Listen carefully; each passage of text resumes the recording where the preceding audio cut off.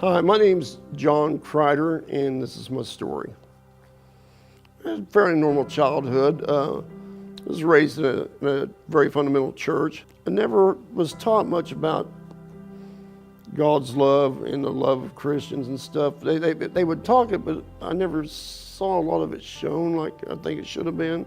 As I got older and I was in school, I took every shop class I could, and I took auto mechanics. And started making some pretty good money my first year out of high school.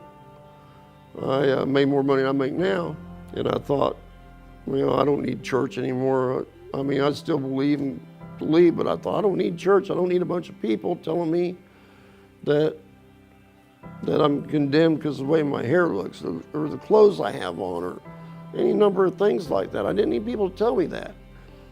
I worked as a mechanic for about 6 years, and I got my tools all stolen, and that makes it hard to make money as a mechanic when you don't have tools. Looked around for jobs, and that's when I found a job working for Pepsi as a route salesman. Well, it was right up my alley. Paid straight commission. The more you did, the more you got paid, and I was all about the money. And I had an accident where I slipped on some ice with a lot of weight on top of me and fractured a vertebrae in my lower back. I've had 8 surgeries that have failed since then. They kind of got held back together, but I got permanent nerve damage, but I do okay. Trouble is, I can't work like I used to at anything I knew how to do. And I tried, and I just couldn't do it. And it just, so I ended up going on disability. And my son had graduated high school and was off to college. And about that time, my daughter started getting really sick, real bad nausea.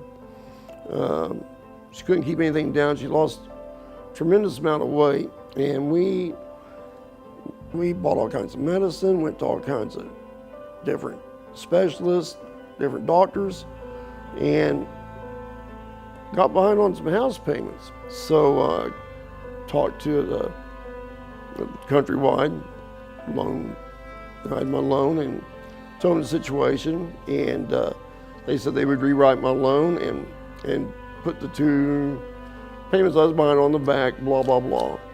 And they told me I was approved. About a year later, got a letter from Bank of America saying that they now own my note to my house, and they would not rewrite it, they wouldn't negotiate, and they wanted higher interest than what I already had. Long story short, we was losing the house, and that got in between me and my wife and ended a 25-year marriage. Anyhow, next thing you know, all I could find that I could afford was a old mobile home. Pastor Ken come walking through where I live. Used to live right across the street from here. Come walking through and talking about Convoy of Hope, and said we need anything, come over there. And I didn't go, but my roommate, my daughter went, and they come back with all kinds of things that we desperately needed. And said it's not as much people they ever met in their life. I said, well, okay, that's good. Didn't think too much of it. And then later on, when it was Thanksgiving, I was gonna have Thanksgiving with a friend of mine, and he was in the hospital, so we were gonna wait for him to get out and just have Thanksgiving a few days later or whatever. So on Thanksgiving Day, we had nothing to do, and we see the sign over here, so let's go see what it's like over here.